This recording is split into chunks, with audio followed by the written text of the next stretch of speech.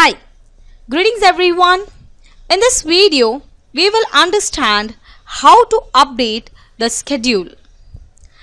Updating your project schedule is crucial, but you have to be smart about collecting data and updating your project status. That way, team members aren't overburdened with status reporting and you can update your schedule without spending too much time. The first thing to think about is what information you are going to use to update your project.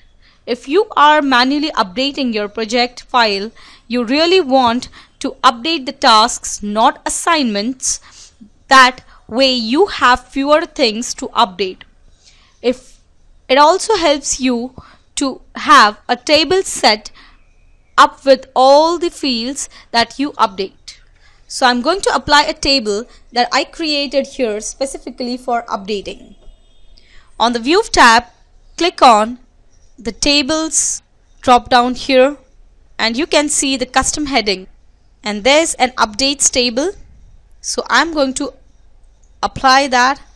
The first column after the task name is Actual Start, and that makes sense because when you start to update tasks, the very first thing you are going to put in is the actual start date. But then after that, the next two fields are actual duration and the remaining duration. That's an easy way to update the tasks. Basically, you say how much duration has been done and how much is left to do. You can also use percentage complete and remaining duration because it calculates the same thing. One thing about using the duration is it really is tracking work days. So if you want a little bit finer resolution, you can also use actual work and remaining work. And that way you track down to the hour.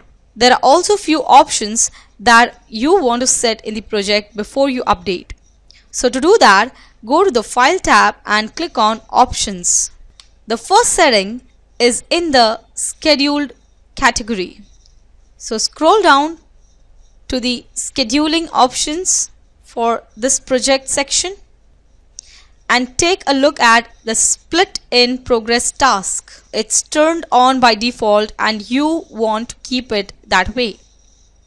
That means if there are gaps in when the work gets done, you shall see that reflected in your project file. Then scroll down to the Calculation options for this project. The first setting in the Updating Task Status updates resource status. If you are updating the tasks and not assignments, you want this checkbox turned on. That tells the project to take the values you enter for the task and roll them down to the individual resource assignments.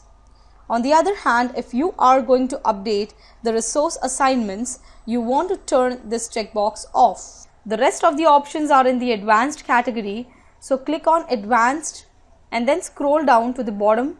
So here we have the calculation options for this project section.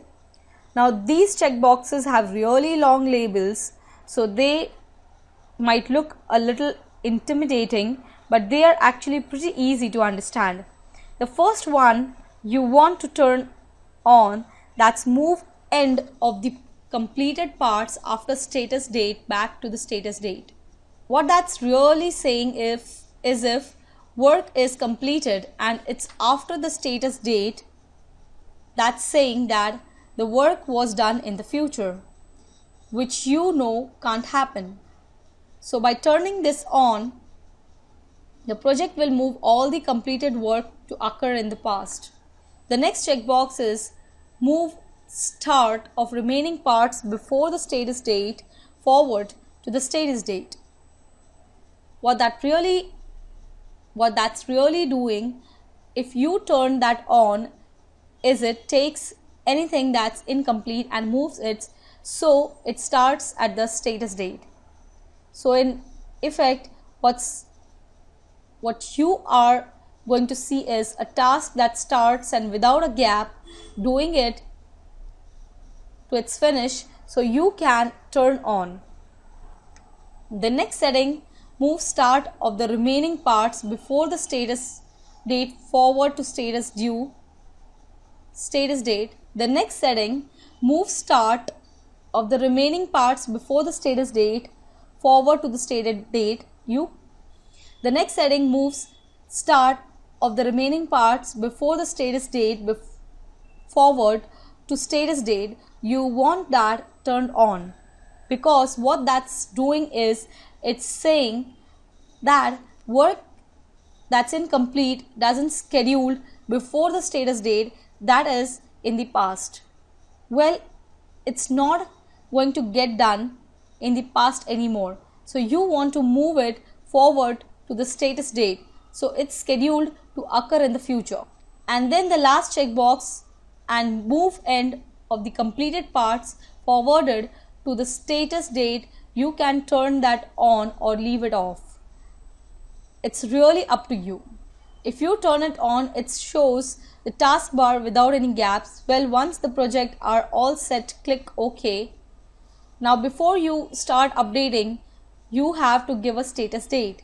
So go to the project tab, click the button for status date here and choose the status date you want. Say I want the status date to be 16th September 2014. I'll say OK. Now you make updating a lot easier by looking at just the tasks that you want to update. So the first thing you might want to do is turn off the summary tasks. I'll go to the format tab and turn off the summary tasks checkbox. You also don't need to update the completed tasks, so you can apply a filter to just show the incomplete tasks. So here are all incomplete tasks. Go to the view tab and select the incomplete tasks on the menu, and now you can see all the work tasks in the project that aren't complete and you might update them. There are several different situations when it comes to updates. The first one is the easiest one, and that's a task that's completely on the track. It occurred just as you planned. So we will use hire contractors to show this one. You select the task, go to the task tab, then in the schedule section, simply click on mark on track.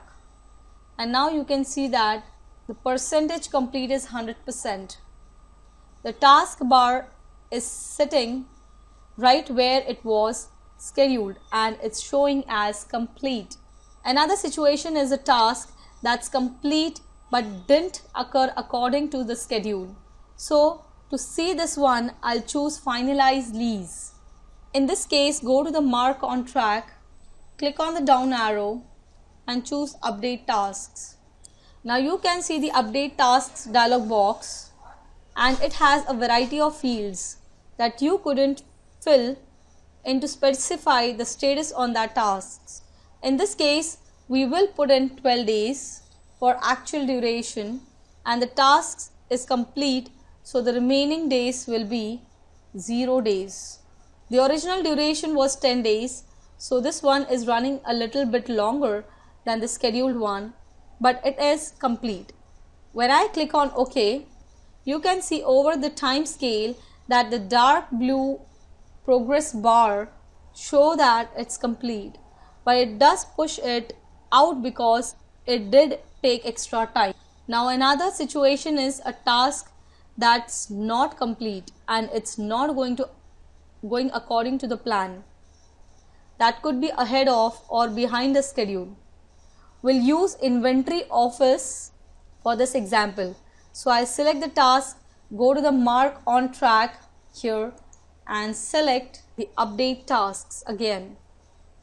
In this case, the scheduled duration will be of 25 days, and in this case the actual duration will be 10 days and the remaining days will be 8 days.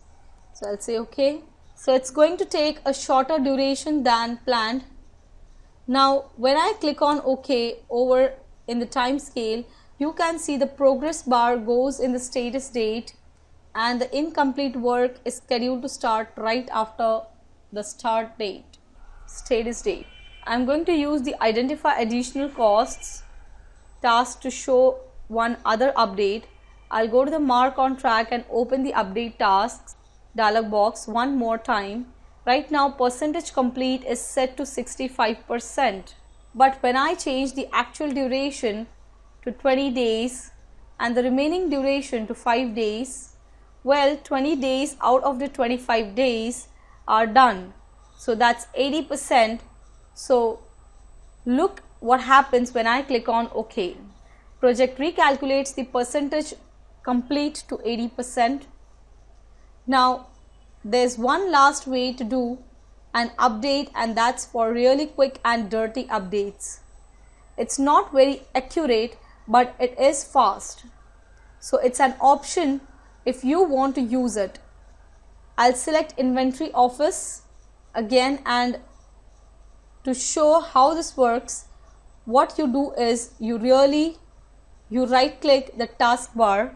To show how this works, what you do is you right click the taskbar in the time scale, and then you see this shortcut menu that has buttons for the different levels of percentage complete here. I can just click a button and it will change it to 75%. After you decide what status info you need to track, you can make the updating for your schedule easier with some simple setup steps in the project. Then you can update the tasks in the project using the update method you prefer. I hope the concept is clear to you. Thank you.